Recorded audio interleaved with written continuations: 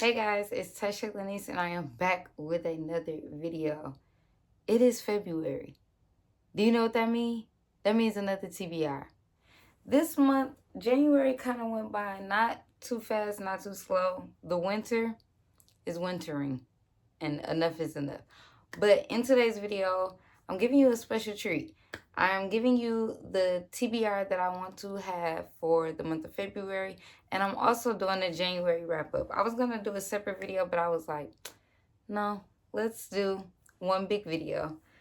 I need to wash my hair, but that's neither here nor there. Okay. So if you guys want to see what I read in January and what I plan on reading in February, then keep on watching. So we're just going to start with January. I think I did pretty good. I read 3, 6, 7 books. And I also was doing the challenge where I would finish a book and I would have to save $10. So kudos to me.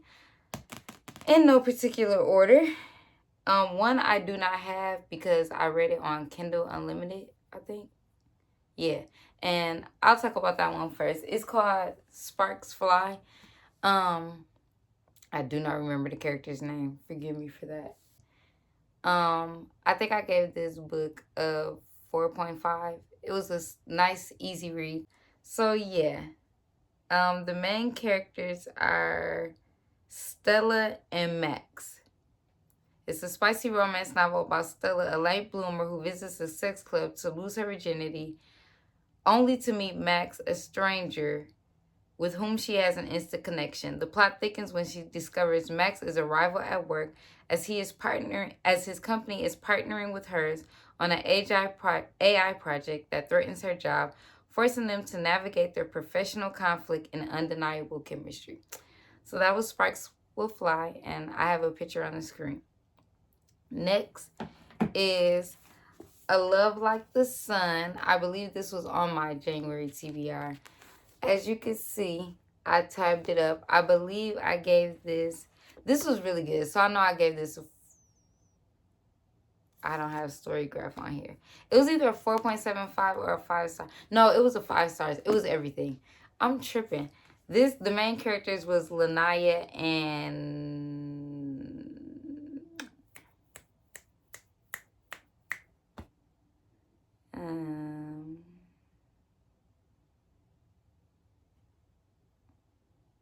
Isaac.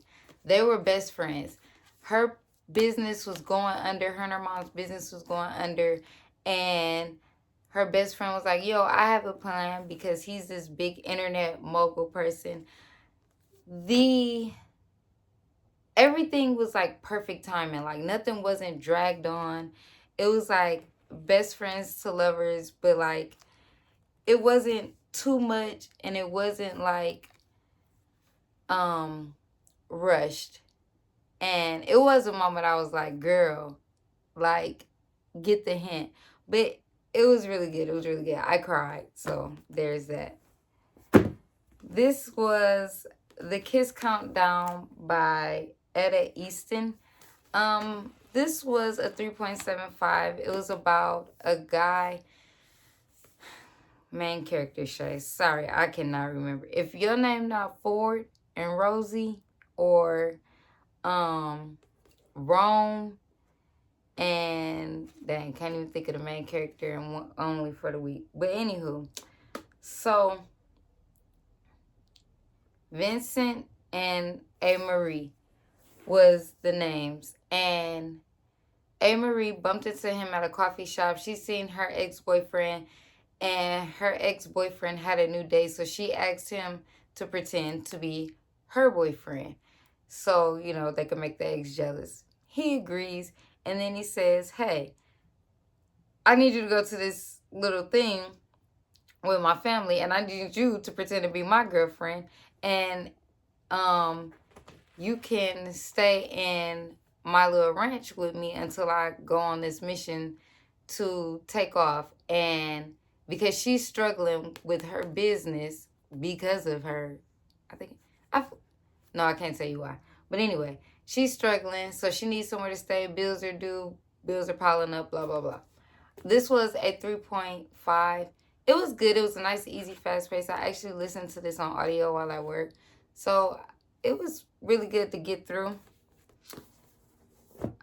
Next was a Wild Card by Elsie Silver. This is the fourth book in a interconnected standalone series, the Rose Hill series.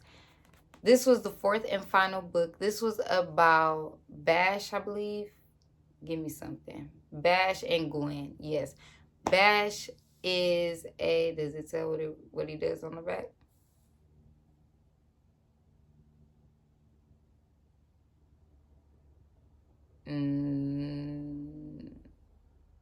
No, it is.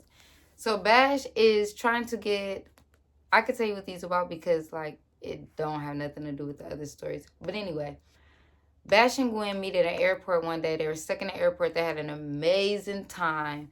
They got to know each other for like, because they were stuck for like 24 hours. And then they never saw each other again until 1 year later.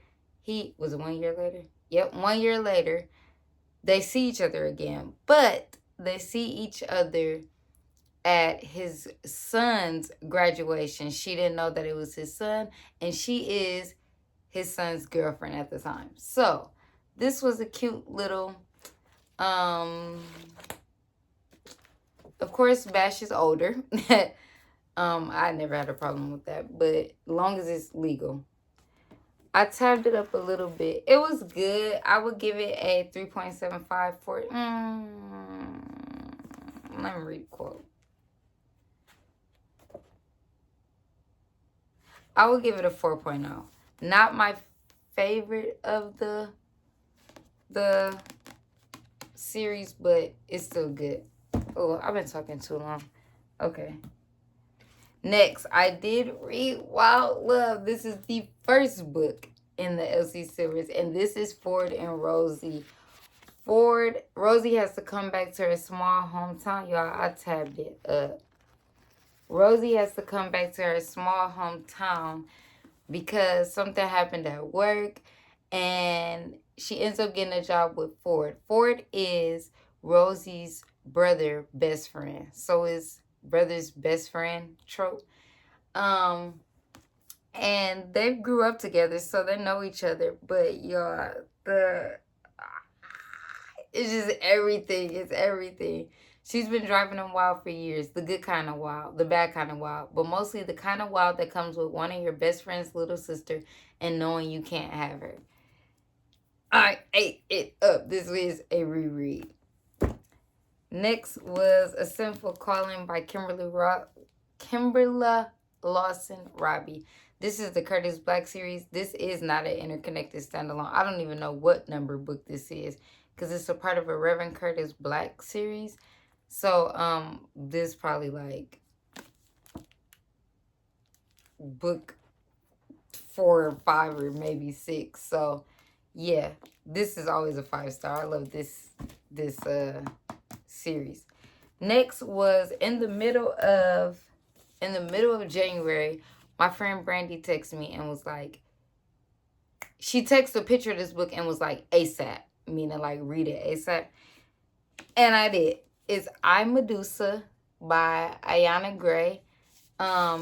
This is about Meddy has spent her whole life as a footnote in someone else's story, out of place next to her beautiful immortal sisters and her parents, both gods abet manimus. She dreams of leaving her family's island for a life of adventure. So when she catches the eye of the goddess Athena, who invites her to train as an esteemed priestess in her temple, Meddy leaps at the chance to see the world beyond her home. In the colorful market streets of Athens and the chambers of the temple, Meddy flourishes in her role as Athena's favorite acolyte, getting her first taste of purpose and power. But when she's noticed by another Olympian, Poseidon, the course of Meddy's promising future is suddenly and irrevocably altered. When her locks are transformed into snakes as punishment for a crime she did not commit, Medusa must embrace a new identity, not as a victim, but as a... Y'all, Medusa is Meddy. I don't know why they like went from Meddy to randomly Medusa. Medusa must embrace a new identity, not as a victim, but as a villain, and with it, the chance to write her own story as mortal and myth. Exploding with rage, heartbreak, and love, I Medusa portrays a young woman caught in the cross currents between a heart's deepest desires and the cruel, careless games the Olympian gods play. This was a 4.75. The ending, beautiful. Beautiful in its own way. It was good. It was good. Highly recommend. I highly recommend all these books to read, honestly. I definitely highly recommend this one. And I definitely highly recommend this one. So those are my highly recommends. I've been talking for 11 minutes already, and we have not even gotten into February. Now, it's time for February's TBR. Let's get it. In no particular order, we are reading The New Emotional Intelligence by Travis Bradberry. It's the first emotional intelligence test in 20 years. He was the best-selling co-author of Emotional Intelligence 2.0. My brother, my brother slash pastor. We had a leadership summit a while ago, and he was telling us some good leadership books to read. You know, books you should read as, you know, a leader. And he said the Emotional Intelligence 2.0. So when I finally went to read that book, this one was cheaper, and I was like, why? And it's newer, so I was like, I'm gonna get this one. And then I did end up sending it to him, asking if he read it or not. But basically, it's just about unleash your potential with the #1 driver of professional success and personal excellence. Just a self-help book. Next is, this cover gives fall, but I've heard nothing but good reviews. And when I walked into the library, it was new, because it's new out. But it's If It Makes You Happy by Julie Olivia. The cover is amazing. My new next door neighbor Cliff seems to have everything figured out. Small town golden boy, check. Single dad extraordinaire, check. Hot baker forearms. I didn't notice it, I swear. I, on the other hand, don't at all have anything figured out. Trust me, I didn't think taking over my mom's dream bed and breakfast in Copper Run, Vermont was going to be easy. It should be a good place to heal after my divorce, but apparently my scones belong in the garbage with my small talk skills, as pointed out by none other than Cliff. Cliff is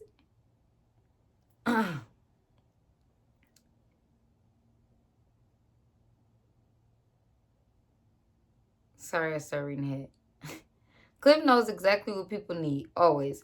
His charm, the way he wears flannel, and even his pastries make not wanting to be friends with Cliff and his daughters pretty hard. So is he a baker too? Sorry. Friends? I can make friends. That's safe. Except I'm leaving in 3 months to pass the end off to my little sister and get the promotion in Seattle I've been working toward. So ask me why I'm thinking about kissing my hot neighbor. Also includes exclusive bonus material. That's interesting. This book is pretty thick. It's about 500 pages. Yes, because of the bonus material. $4.97. But yeah, this is the book that's also on the list. Next, this was really in no particular order. You Owe You by Eric Thomas. Dr. Eric Thomas. He is a hip-hop preacher, motivational speaker. I've been listening to him since like 2015, 2016. Him and his words. This is him. Yeah. And yeah, this is something I need. This is also a self-help book. But it was just, if you feel like success is for others, it just came in the mail today. And the new smell. Okay, if you feel like success is for others, that only certain people get to have their dreams fulfilled, Eric Thomas' You Owe You is your wake-up call. His urgent message to stop waiting for inspiration to strike and take control of your life is one he wishes someone had given him when he was a teenager. Lost, homeless, failing in school, and dealing with the challenges of being a young black man in America. Once he was able to break free from thinking of himself as a victim and truly understand his strengths, he switched the script. And now with this book, Thomas reveals how you too can rewrite your life script. With support, he recognizes that his unique gift is being able to capture the attention of all kinds of people in all kinds of settings: boardrooms, locker rooms, churches, classrooms, even the streets, thanks to his wealth of experience and command of language. Today, Thomas considers himself blessed to speak to an audience that is as large as it is diverse, from the rich and famous to kids struggling in school to young men in prison hoping for a new start. Thomas' secrets of success have already helped hundreds of thousands on their journey, but this is his first guide to show you how to start today, right now. These critical first steps include deeply understanding yourself and the world around you, finding your why, accepting that you may have to give up something good for something great, and constantly stretching toward your potential. No matter where you are on your journey toward greatness, you owe it to yourself to become fully, authentically you. And Eric Thomas, You can help get you there. I really like him, and I really like his speaking. This man wake up every day at 3 a.m. 3 a.m. without fail. The discipline. Next, one of my favorite movies in the entire universe is The Devil Wears Prada. I have read this book before, years ago. Not years ago. Maybe like 2021 or something.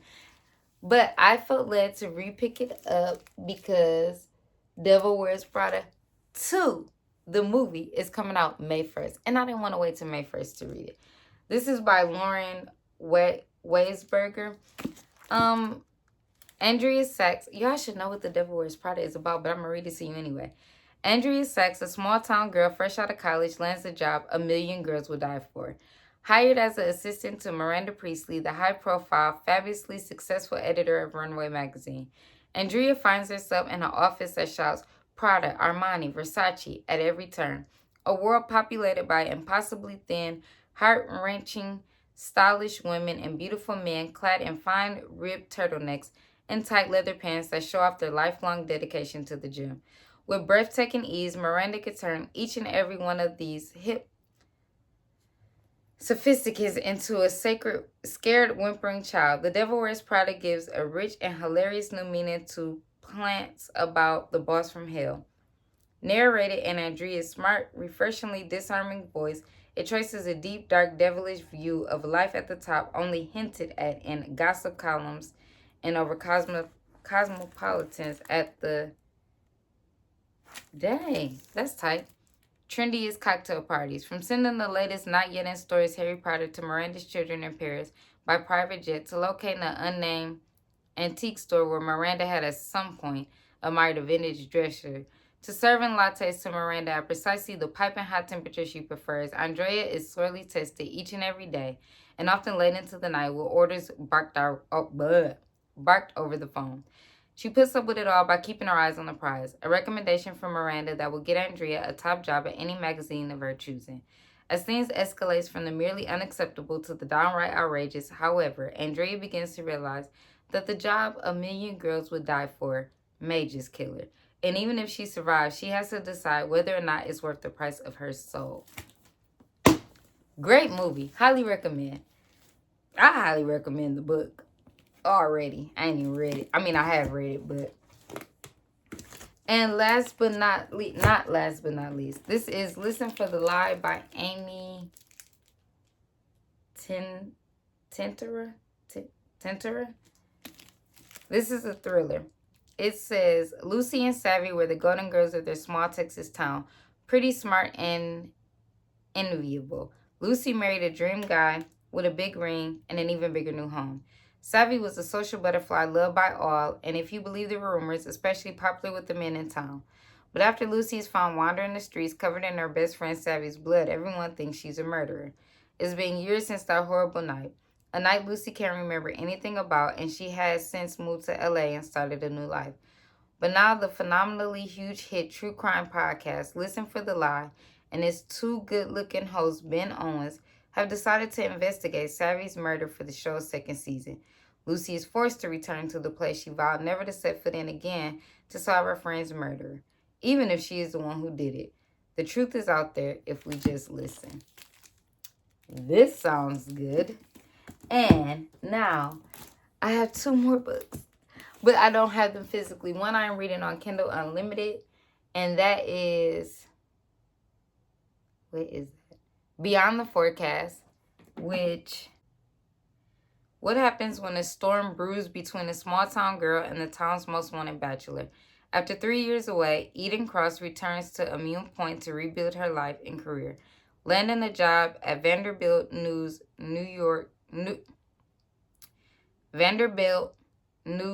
Network seems perfect until she meets Dawson Rain, the town's meteorologist and most eligible bachelor. As witty banter turns into undeniable chemistry, the storm brewing between them becomes impossible to ignore. Can they weather it, or will their budding romance blow over?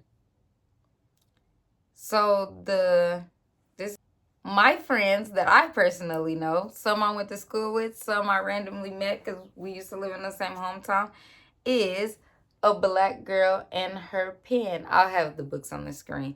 But this is a collection of prompted short stories by Brandy Nikel. I have showed y'all other books of hers, Ray the Divine, and Tidra Patrice. So I am excited to read that, and especially with it being Black History Month. So yeah, those are the books that I'm reading. If you guys, wait, let me hold it up. So that is 2, 3, 4, 5, 6, 7 books again. I think I could do it. I did it last month.